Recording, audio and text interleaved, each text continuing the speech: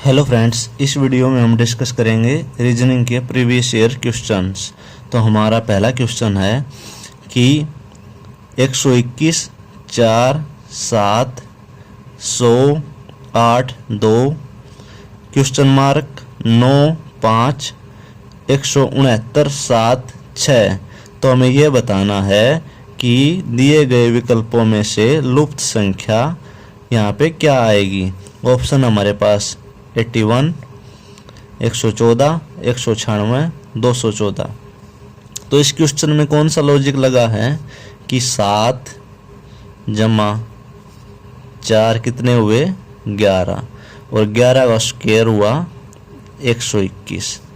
इसी तरह 2 जमा 8 कितने हुए 10 और 10 का स्क्वायर हुआ 100। अब 6 जमा 7 कितने हुए 13 और 13 का स्क्वायर हुआ 169। तो यहाँ पर लॉजिक लग रहा है 5 जमा 9 कितना हुआ 14 और 14 का स्क्वायर हो जाएगा 196। तो सी हमारा 196 राइट आंसर हो जाएगा। चलते हैं अगले क्वेश्चन पे। अगला क्वेश्चन है कि 7 9 25 49 81 क्वेश्चन मार्क। तो यहाँ पर क्या आएगा। ऑप्शन हमारे पास A5 B7 C9 D3। तो इस क्वेश्चन में कौन सा लॉजिक लगा हुआ है कि आमने सामने वाली संख्या का स्क्वायर है। 9 का स्क्वायर हुआ 81, तो 7 का स्क्वायर हुआ 49। तो 25 किसका स्क्वायर है 25 है 5 का स्क्वायर। तो हमारा राइट आंसर हो जाएगा ए। अगला क्वेश्चन है निम्न आकृतियों में से कौन सी आकृति फल लाल तथा कमीज के बीच संबंध को दर्शाती है। ऑप्शन हमारे पास ए बी सी या डी। यह क्वेश्चन वेन डायग्राम का है। तो फल लाल तथा कमीज, तो ये हो गया हमारा लाल। अब कुछ फल भी लाल होते हैं और कुछ कमीज भी लाल होते हैं। तो हमारा राइट आंसर हो जाएगा डी। चलते हैं अगले क्वेश्चन पर।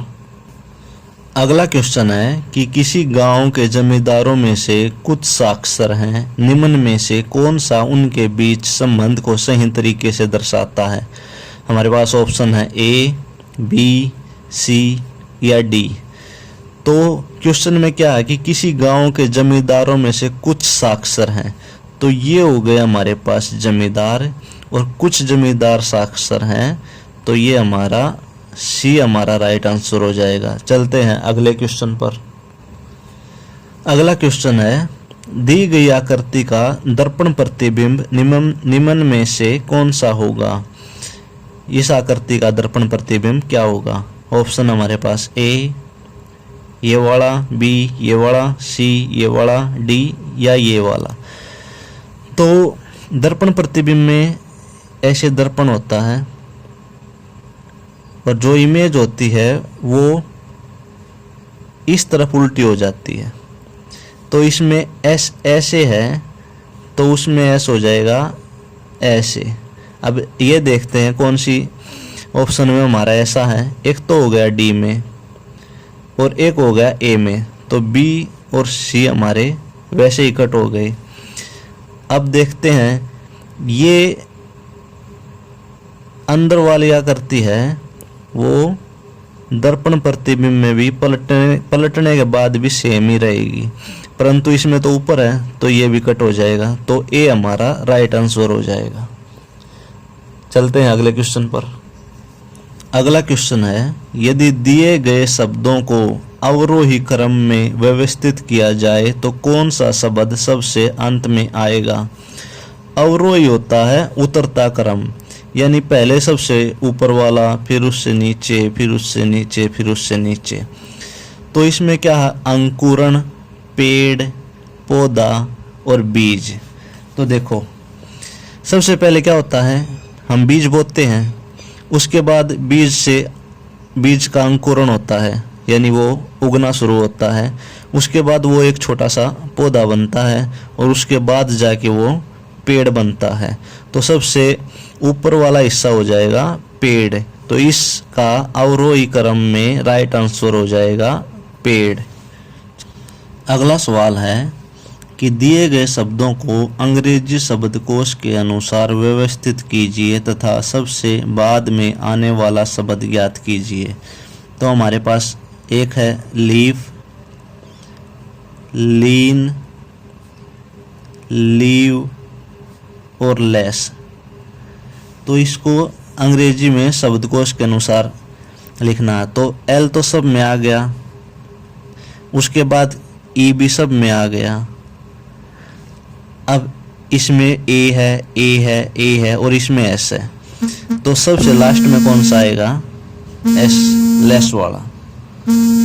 तो ऑप्शन सी हमारा राइट आंसर हो जाएगा। अगला क्वेश्चन है कि दी गई आकृति दिए गए विकल्पों में से किस आकृति में समाहित है।